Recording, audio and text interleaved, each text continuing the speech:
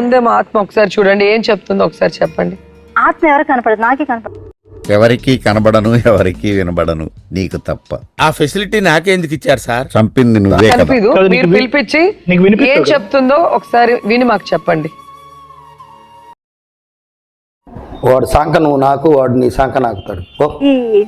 ఈ సృష్టిని కాపాడమంట. పాచిపోయిన అన్నాన్ని పాయసం చేసుకుని అమ్ముకునే నువ్వు సృష్టిని కాపాడమంట. వాళ్ళ గురించి చెప్పకరోయ్, కాలుతుంది ఇక్కడ. వచ్చిందండి వయ్యారి. ఎంతమంది పిల్లలు? ఒక పాప అండి, ఈయన కలిగిన పాప. అంటే మరి ఇతనికి ఒకరు అంటే ఇంకెంతమంది భర్తలు నీకు? నాకు ఇంకో భర్త కూడా ఉన్నాడు. ఒరే, నేనేంటో చూశాను, ఏం చూశానో కూడా గుర్తు రావట్లేదు. ఏం చూశానంటావు? ఇంకో భర్త కూడా నా జీవితంలోకి వచ్చి. ఎవరిచ్చారు? అది నేనే. బాగా బరి తెగించావు. నీకెక్కలేదు, బరి తెగించింది. నేను ఏం చేస్తానో తెలుసా? ఏం చేస్తానో తెలుసా? ఏం చేస్తారు చెప్పనా?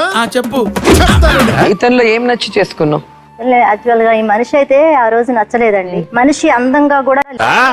ఆ బొక్క, నువ్వు పెద్ద అందంగా ఉన్నావులే. నువ్వు నేను మాట్లాడుకోవాలి అందం గురించి. రెచ్చగొడితే రెచ్చిపోతావా? రెచ్చగొడతా రెచ్చివాడు అంటే అది నీ చేతుల్లో ఉండాలి. రెచ్చిపోతారండి కొంతమంది. నేర్పించలేదా ఏం చెప్పాలి ఇక్కడని? నాకేం తెలుసు,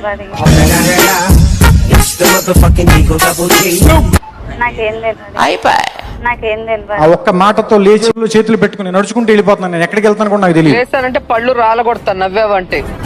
నేను ఇక్కడికి ఎమోషనల్ అవడానికి రాలేదు, మిమ్మల్ని ఎమోషనలైజ్ చేయడానికి వచ్చా. తింటున్నావా? సీరియస్ గా నేను అడుగుతుంటే నవ్వు వస్తుంది నీకు? నాకేం తెలుసు.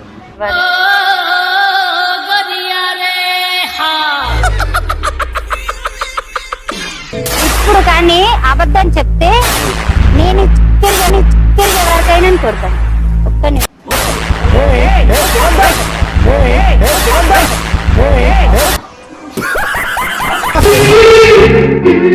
అదంతా అప్పుడండి.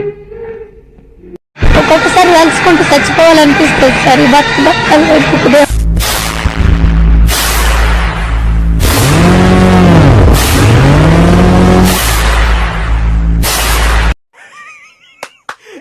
అమ్మాయి ఏం ఫీల్ ఉన్నది మామయ్య?